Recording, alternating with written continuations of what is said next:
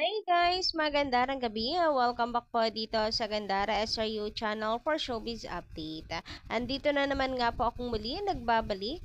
Ang nagmamaganda ninyo kang chismosang Kim Pao. Wala na pong iba si Gandara upang magatid sa inyo ng latest update and fresh happenings patungkol kay Kim Chiu and Paolo Avellino.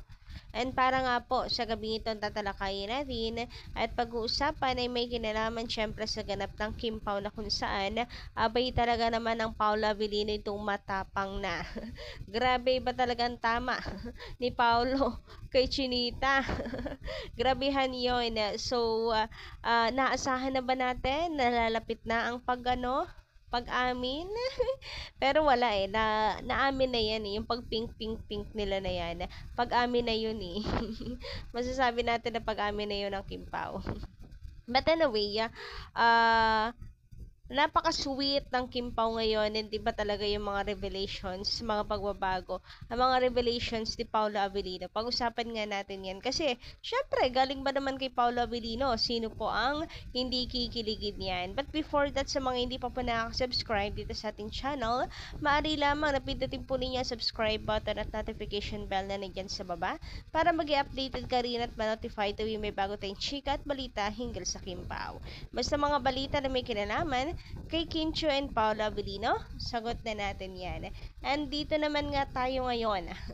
Huwag na natin patagalin pa mga updates ng Kim Pao. So, pag-usapan nga natin ang video na to. Kung mapapansin nyo dito, abay talaga naman pong napaka-sweet ng Kim Pao. Si Kim Chiu ay hindi na rin po kinaya ang kilig dahil ang tapang na isang Paolo Avellino. Si Kim hindi na rin kinakaya yung mga pinagagawa ni Paolo Avellino. Napapa-atras na lang talaga si Kim Chiu. So, eto guys, ayan, kung makikita nyo, si Paolo talaga naglagay ng kamay ni Kim sa kanya pong napaka-sweet. Talagang siya po naglagay ng kamay ni Kim Chan sa kanyang balikat para nakayapos sa kanya rin si Kim Chiu. So, alam mo yon parang, can I have this dance? Hoy, grabehan. Pero ang sweet talaga guys, ang sweet ng Kim Pao. Hindi makakalain na si Paolo Avellino talaga yung nagmo-move na yan. Nagpo-first move. Na alam mo naman si Paolo kasi napakatahimik. Hindi niya ginagawa yan doon sa mga dati pa na naging kapartner niya. Napakatamad nga raw ni Paolo Avellino. Napakatamad ni Paolo Avellino sa mga casting, sa mga promo na yan. Pero ngayon, iba si Paolo Avellino halatang inspired at in love.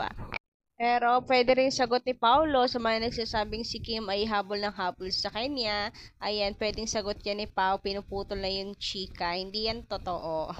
Diba? Pwede rin. Updated yarn, charota. Anyway, dito naman tayo sa pinaka-sentro ng ating update ngayong gabing ito. About talaga naman, grabe yung pagtapang ng isang Paolo Avellino. Kasi ba naman, ay nagre-reklamo na nga nagre-reklamo, first time narinig natin si Paolo Avellino ganyan. Gusto niyang ipa-flex kay Kim yung mga binibigay niya. Charot! Alam ko joke lang to ni Paolo Avellino pero mukhang totoo talaga na napakarami. Hindi mukhang kasi talaga namang napakarami ng binigay ni Paolo. Huy! Akala mo naman talaga alam na alam anino ng Kim Pao. Pero yes, sa dami ba naman nga ng natin na tawag dito, nabibisto, nasusoko naming binibigay pala ni Paolo Avellino talaga kay Kim Chiu. So, sa kanya na po nanggagaling yan.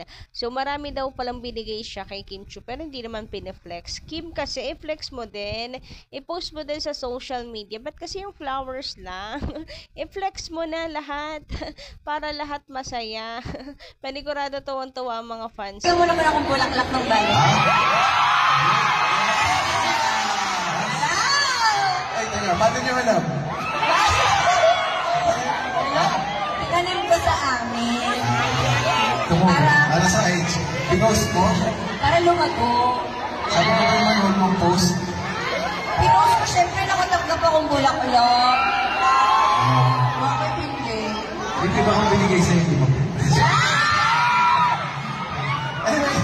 Tabakin niyo na lang ang pag-okay. Okay na. sa pang-sure guys, sabay talagang taken na. Talagang mag-choway na announcement na talaga ng Kim Pao yung pagpipink nila na to. Kaya ganyan si Paolo kakomportable na din talaga sa publiko. So ayan no, sabi sa dress code nila, wear pink if you are already taken. So ayan na, nag-pink ng Kim Pao, inunahan na nila.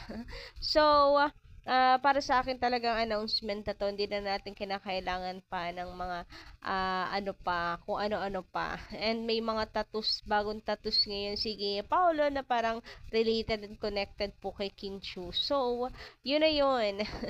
Kaya ganyan po kakomportable si Paolo Avellino sa publiko. Kasi alam naman natin si Paolo hindi naman talaga ganyan.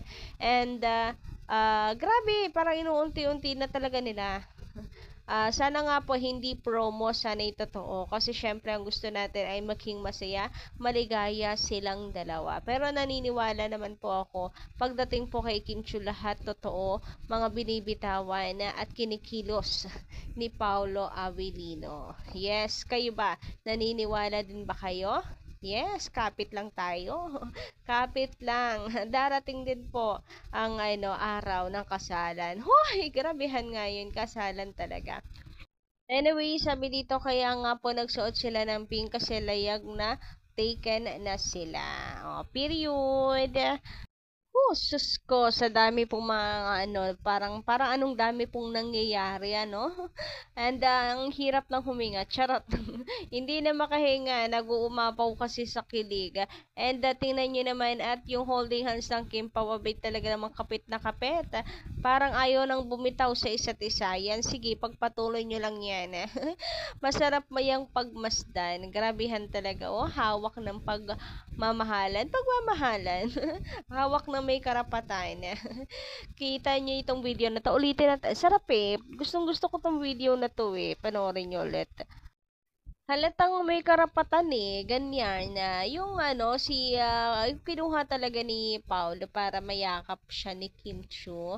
Talaga yung ganyang mga actions. Hoy, grabe, nakakakilig talaga. Ay, naku, kung hindi lang talaga gabing-gabi na ngayon ay umirit na ako. Pero totoo, talaga sobra po nakakakilig. Yung tapang ng isang Paolo Avellino, hindi ko kinakaya. Grabehan yun.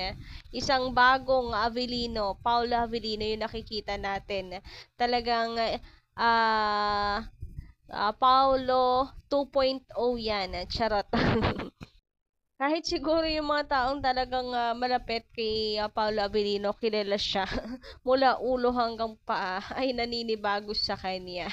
Grabehan nga yun. So nakikita panigurado nakikita din nila yan and nakikita nila kung gaano rin kasaya si Paolo Avellino, ganyan. Iba talaga kapag ang Kim Pao magkasama, sobra-sobra. Nakikita nga natin yung ipin ngayon ni Paolo, may yung 12 ipin, upper teeth niya. Kasi napakabihira talaga, laging yan eh, laging kala mo walang battery. Pag wala si Kim Chu ay low bat po talaga si Paolo Avellino kasi ang kanya pong battery ay si Kimi. Charot lang. Sabi nga 'di ba ni Kim Chu, talagang pag nakikita niya ako nawawala yung pagod niya. Grabehan 'yon.